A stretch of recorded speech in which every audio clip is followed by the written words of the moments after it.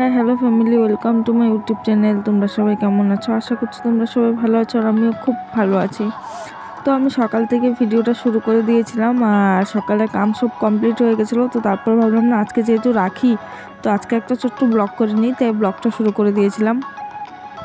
আর তোমাদেরকে আমি বলছিলাম যে গুড মর্নিং, এগুলোই বলছিলাম। তো তারপর আমি তোমাদেরকে ভাবলাম না, রাখিটা দেখাই। কালকে রাত্রে রাখি কিনে এনেছিলাম আমি, তো তার জন্য রাখিটা তোমাদেরকে দেখাচ্ছিলাম। আর এখনও কাম আছে, এখন স্নান ধান করবো, রান্নাবান্না আছে সবই। আর বিকালে রাখি পড়তে আসবে ভাইটারা, ওটাই বলছিলাম যে রাখি বিকালে সবাই পড়তে আসবে, সকালে কেউ আসবে না। আর পূর্ণিমা ছেড়ে দেবো, কী করবো, ওরা তো কামে আছে, কামের থেকে আসতে পারবে না, তার জন্য বললো সবাই যে বিকালে আসবো। তো সবাই একসাথে বিকালে আসবে, বিকালে পড়াতে হবে, আর কিছু করার নেই, পূর্ণিমাও ছেড়ে দেবে।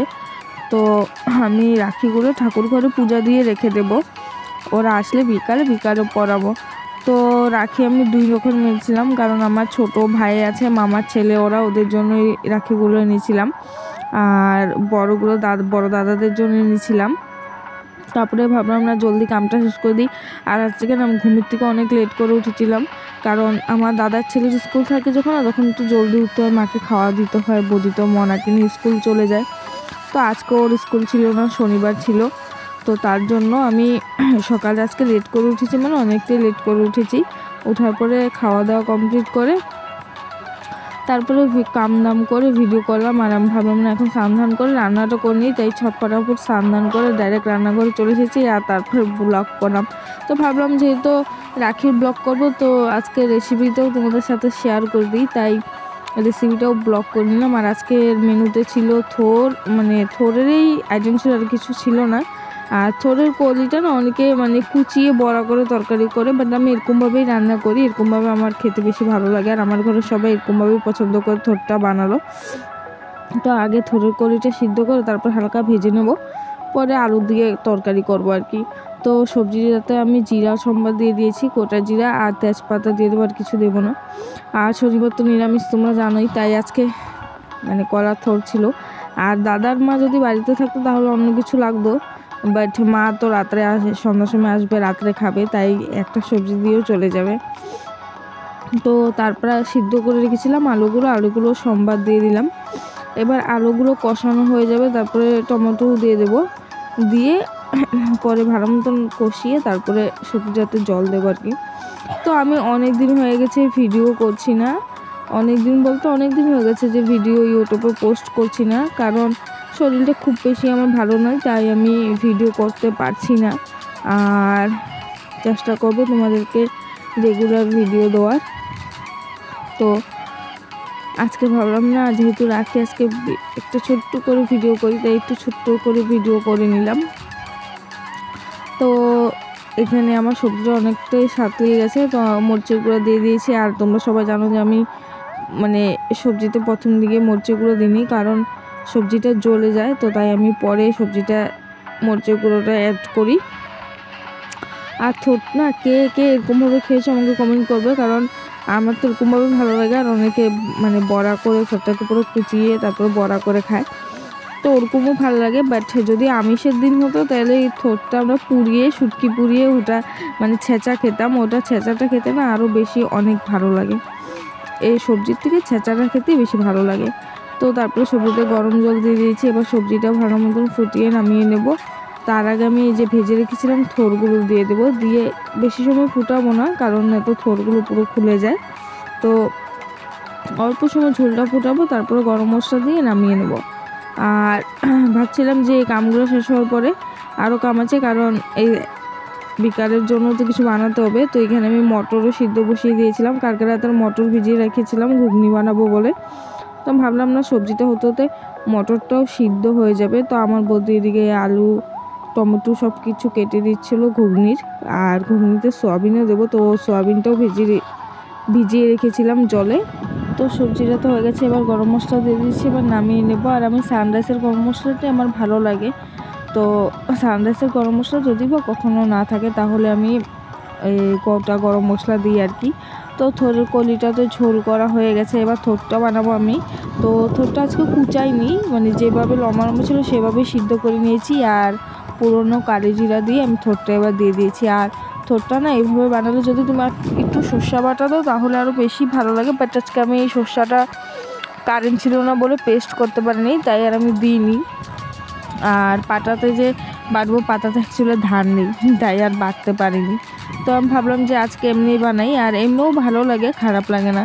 তো আমি পুরনো কালি জিরা দিয়ে এবার থোরটা দিয়ে এবার সামান্য হলুদের গুঁড়ো, জিরের গুঁড়ো জিরের গুঁড়ো দিয়ে আমি টমেটো আর কাঁচামরিচটাও দিয়ে দিয়েছিলাম, কারণ থোরটা যেহেতু সিদ্ধ করা তাই টমেটোটা মানে একসাথে দিলে ভালো হবে। আর ঝাল অনেক কম অনেক কম, তাই একটা কাঁচামরিচ দিয়েছি। আর এই থোরটাতে আলু দেওয়ার জন্য আমি আগে আলুটা ভেজে রেখেছিলাম, তো আলুটাও দিয়ে দিয়েছি। এবার হালকা কষিয়ে নামিয়ে নেব। আর তোমরা যদি চাও যা একটু জল দিয়ে মাখা মাখা করতে, সেটাও করতে পারো, বাট আমার ভালো লাগে না, তাই আমি আর জলটা দিইনি, এইভাবেই নামিয়ে নিয়েছি। আর এবার মটর সিদ্ধ করা হয়ে গেছে, আর ঘুগনির জন্য আমি আলুটাও ভেজে রেখেছিলাম। তো তার জন্য আমি এখন মটরটা ডাইরেক্টলি সোমবার দিয়ে দেবো। তো সোমবারে আমি জিরে তেজপাতা দিয়েছি, আর যেহেতু আজকে শনিবার তাই নিরামিষে করব। মটরটা দিয়ে দেবো এবার। দেওয়ার পরে যা মশলা, মরিচের হলুদের গুঁড়ো, তারপরে জিরের গুঁড়ো, লবণ এগুলো দিয়ে দেবো। আর মরিচের গুঁড়োটা তো পরে অ্যাড করব। তো আমি ঘুগনিতে সোয়াবিন দেবো তো আগেই বলেছিলাম, তাই সোয়াবিনটাও ভেজে রেখে দিয়েছি। আর ঘুগনি না অনেকগুলো ছিল, তো আমি ভাবছিলাম যে কেমন হবে না হবে, আর নিরামিষ তো তার জন্য ভাবছিলাম যে কেমন হবে না হবে। আর এটাতে কিন্তু আমি ঘুগনিটাতে কিছু আদাও পুড়িয়ে দিয়েছিলাম, কারণ যেহেতু নিরামিষ আদা না দিলে ভালো লাগবে না। আর যদি আমিষ হতো তো আরও বেশি ভালো হতো, বাট কী করবো, যেহেতু শনিবার পড়ে গেছে আর করার কিছু নেই। তো তারপর আমার তো রান্নাবান্না হয়ে গেছে, ঘুগনিটা হলে পুরো কমপ্লিট হয়ে যাবে। আর ভাবছি বিকালের জন্য আটাটাও একবার মেখে রেখে দেবো, কারণ তাহলে ময়ামটা ভালো হবে। তাই আমি বৌদিকে বলছিলাম যে বৌদি আটাটা মেখে রেখে দে, তাহলে এটা ময়ামটা ভালো হবে। তো বৌদি আটা মাখছিল, আর আমি এখানে ঘুগনিটা ভালো মতন কষিয়ে নিচ্ছিলাম। তো আমি টমেটোগুলোও দিয়ে দিয়েছিলাম, আর যেহেতু মটরটা সিদ্ধ করা তো বানাতে বেশি সময় লাগবে না। আর আমি সবজি বানাতে এদিকে আমি এক সাইডে সোয়াবিনটা আর আলুটাও ঘুগনি ভেজে রেখে দিয়েছিলাম। আর আলুটা আমিও পরেও অ্যাড করেছি, ভাজা আলু, কারণ আমার ঘুগনিতে না ভাজা আলুটাই ভালো লাগে। এবার ঘুগনি রান্না আমার কমপ্লিট হয়ে গেছে, গরম মশলা দিয়ে ঘুগনিটা নামিয়ে রেখে দেবো। তো তারপর আবার বিকালে ভাই ওরা সবাই আসবে, তো আমার দাদা তো বাড়িতে নিয়েও কামে গেছে, তো ও রবিবারে আসবে। তো ও বললো পুরো রাখি রেখে দিস, আমি রবিবারে এসে পরে নেবো। তো বিকালে আমার মাসির ছেলেরা আসবে আর মামার ছেলেরা আসবে। তো তারপরে ঘুগনি রান্নাবান্না করে ঘর দর ঝাড়ু দিয়ে কমপ্লিট করে খাওয়া দাওয়া কমপ্লিট করে তোমাদের সাথে দেখা করেছি। আর বলছিলাম যে আবার দেখা হবে বিকালে, কারণ এখন আর কোনো কাম ধাম নেই, খাওয়া দাওয়া কমপ্লিট, এখন অল্প শুবো আর কি, ঘুমাবো। তো তারপর ঘুমিয়ে গেছিলাম। এবার মামি ফোন করে বলছে যে কখন আসবো, আমি বললাম 6টার সময় চলে এসো। ওই কথায় ঘুম থেকে উঠে গেছি। পরে মামি এসেছে, আসার পরে আমার দাদার ছেলেরা এসে পড়ছিলো, তো ওদেরকে রাখি পরিয়ে নিয়েছিলাম। আর ওরা যেহেতু ভিডিওতে আসতে লজ্জা পায়, তাই আমি ওদের ভিডিওটা করতে পারিনি। তারপরে আমার মামি লুচি বেড়ে দিচ্ছিলো, আমার বৌদি ভাজছিল। আর এখানে এই দুজন হচ্ছে আমার মামার ছেলে, ছোটো মামার ছেলে, তো ওদেরকে রাখি পরাচ্ছিলাম আমি। আর বলছিলাম আমিও তো তোদেরকে নমস্কার করবো না, তোরা আমাকে নমস্কার করবি, ওদেরকে চেতাচ্ছিলাম। তো মনটা একটু খারাপ লাগছিলো, যেহেতু দাদা বাড়ি নেই, তো কালকে চলে আসবো বলেছে, তারপর খারাপ লাগছে। আর এই নিয়মটা অনেকেরই আছে, অনেকেই নেই রাখি, তো যাদের নেই ওদেরও অনেক খারাপ লাগে জানি। বাট আগের বছর আমিও বানতে পারিনি, আমাদের অসুস্থ করেছিল, তো অনেক খারাপ লেগেছিলো। তখন বুঝতে পেরেছি যে হ্যাঁ রাখিটা না থাকলে কত খারাপ লাগে। আর যাদের আছে ওরা তো অনেক আনন্দ ফুর্তি করে, যেমন আজকে সারাদিন আমি অনেক আনন্দ ফুর্তি করেছি, রান্না বান্না করেছি অনেক খুশিতে যে বিকালে রাখি পরাবো। তো রাখি পরানো হওয়ার পরে আমরা সবাই মিলে অল্প হাসাহাসি করে নিলাম, ভাই বোনরা মিলে। তো আমার দাদার ছেলে ও তো এনি টাইম শতানিতে লেগে থাকে। আর আমার বড়দা বাড়িতে ছিল, ওর ডিউটি থেকে চলে এসেছে, আসার পরে বলছে বন্ধু ধুমধাম বেঁধে দে, আমার আবার যেতে হবে, ফোন আসছে। তো ওকে রাখিটা বেঁধে দিয়েছি, আর ও খাওয়াটাও খেতে টাইম পায়নি, চলে গেছিলো আবার ডিউটিতে। তো তারপরে ভাবলাম যে আমি এখন আর রাখি কাকে বাঁধবো, আর তো কেউ আসেনি, কারণ ওই ভাইদের কিছু প্রবলেম হয়েছিল, মাসির ছেলেদের, ওরা আসতে পারেনি। তো ওরা বলছে যে রবিবারে সবাই আসবো। তো আমি ভাবলাম না, ভিডিওটা এবার এখানেই শেষ করা যাক। তো আমার মাও আবার আমার মা আমার দাদাদের ছেলেদেরকেও রাখি পরিয়েছিল। তো আমরা ওগুলো নিয়ে হাসাহাসি করছিলাম। আর আমার দাদার মাথাতে আমি ধান ধুব্বা দিয়েছি, ওই মানে ধান দাব্বাগুলো হাত দিয়ে রেখে দিচ্ছে, কারণ ওর কাছে সময় নেই। আমাকে বলছে তুই রাখি পরাবি তারপরে রাখবি, আমি রেখে দিই। তো ওই রেখে দিচ্ছিলো। তো ও ধুমাধুম চলে গেল। আর আমার মা তো এখানে ওদেরকে রাখি পরিয়ে আদর করছে। আর আমার দাদার ছেলের ওর ভিডিওটা আমি করতে পারিনি, ওকেও রাখি পরিয়েছি আমার মা। তো এটা বদ্দার ছেলে, ওকে রাখি পরাচ্ছে আর হাসাহাসি করছে ঠাম্মা আর নাতি, মানে কি বলবো ওদেরকে। তো আবার আমি বললাম বাবা পিসি ফোনের দিকে দেখো। তো ও দেখলো, দেখার পরে দিয়ে আমাকে বলছে পিসি ভিডিওটা কি তুমি ফেসবুকে পোস্ট করবো? বললাম না, ইউটিউবে পোস্ট করবো।